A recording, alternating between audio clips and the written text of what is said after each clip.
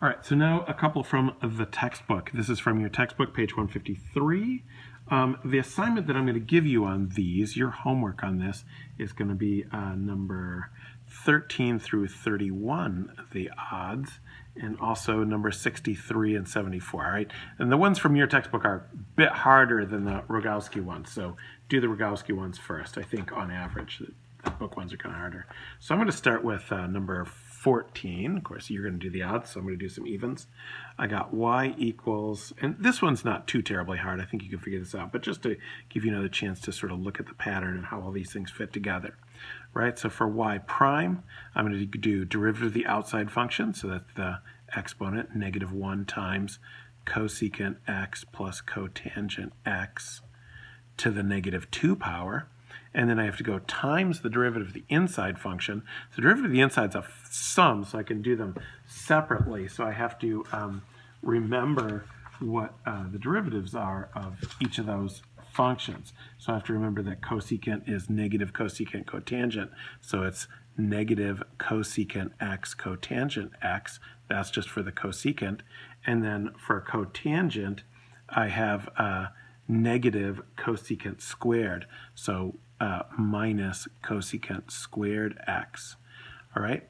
And so you could probably simplify this in various ways. I don't know if it's helpful to factor out the cosecant and you get a cotangent minus cosecant, which, well, and then you get a cosecant plus cotangent, which will cancel with one of these. So let's look at that one because I think we can simplify it quite a lot. And like a matter of this is, when you are doing free response questions on the AP exam, you can just leave your answer here. Simplification is not necessary. However, when we do all the simplification, I think it's going to end up looking quite different from what this looks like. So if it's a multiple choice question, you need to be able to recognize your answer from among the multiple choice questions.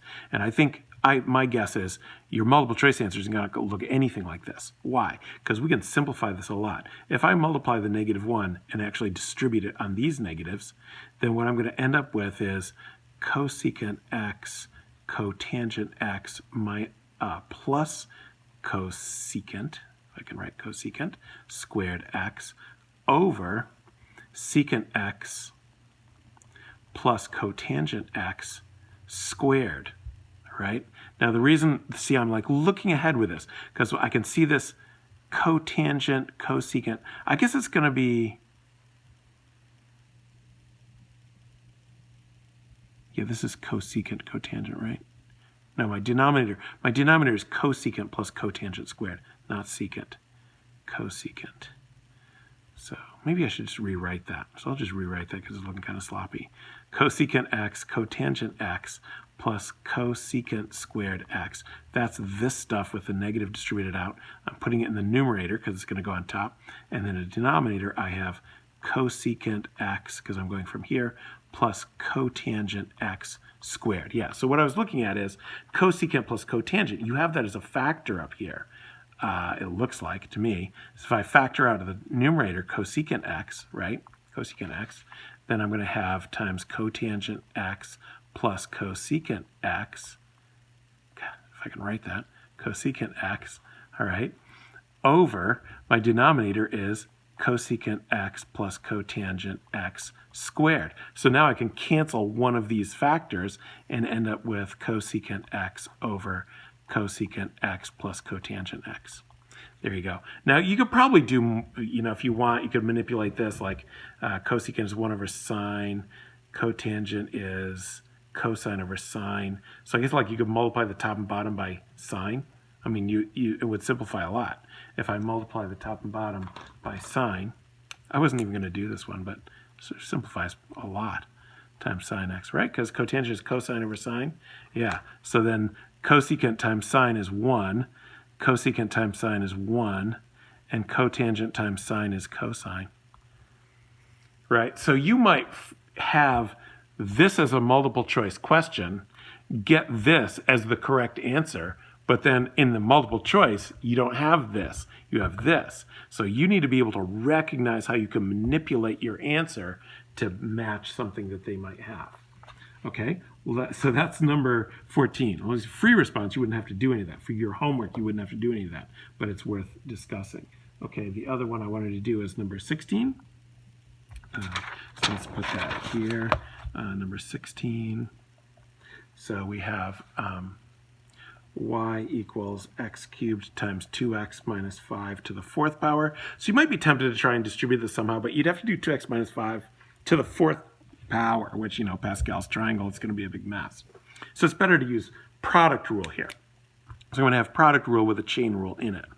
So I'm going to do my y prime is going to be f prime g plus f g prime.